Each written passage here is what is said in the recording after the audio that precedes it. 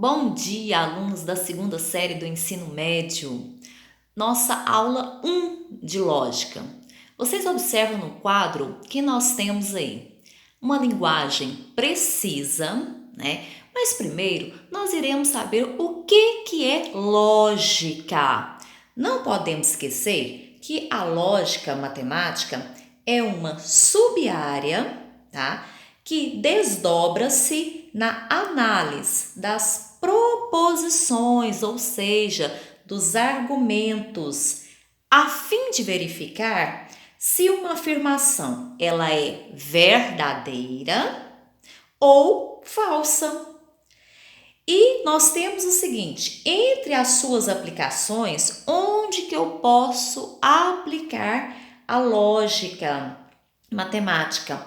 Ela destaca-se na programação de computadores e também no uso para resolução de questões, tanto na parte de vestibulares, parte do Enem, parte de provas externas. Então, todas essas áreas aí que eu disse para vocês, elas compartilham princípios básicos de lógica e definibilidade.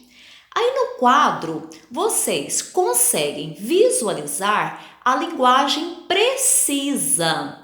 Então, dentro da parte da lógica, nós temos o seguinte, essa linguagem precisa, nós precisamos, fazer parte da língua materna. Então, eu vou compreender a lógica a partir do momento que eu estou compreendendo a nossa língua materna.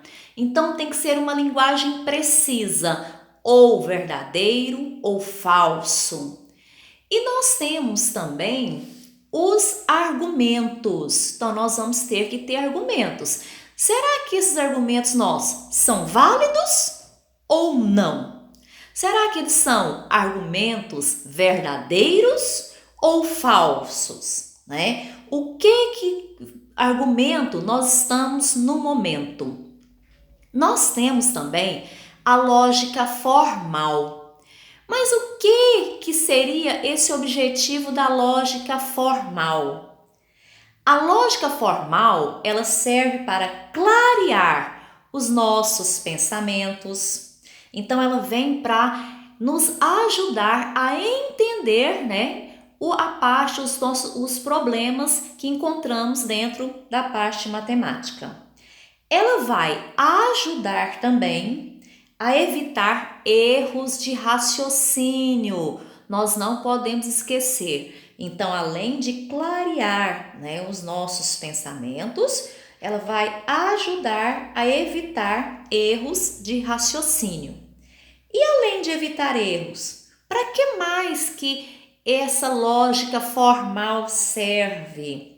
Ela serve também para distinguir, ou seja, diferenciar, separar os argumentos que estão corretos, dos argumentos incorretos. Além disso, ela vai explicar por que razão esses argumentos, qual é o motivo que tal argumento é correto ou o porquê que ele é incorreto. Nós temos o seguinte, além, essa lógica formal, ela também nos oferece, nos dá suporte para aprender a argumentar corretamente e avaliar os argumentos. Então, dentro da parte da lógica, nós vamos ter a que é formal e aquela lógica também informal. Lembrando o seguinte, que a lógica formal, ela vai ignorar o conteúdo, ela vai preocupar mais com a validação, ela preocupa com a validade do argumento nosso, se o argumento ele é um argumento verdadeiro ou se é um argumento falso. Agora, a lógica informal. A lógica informal, nós temos um material onde é aquela coisa que implica.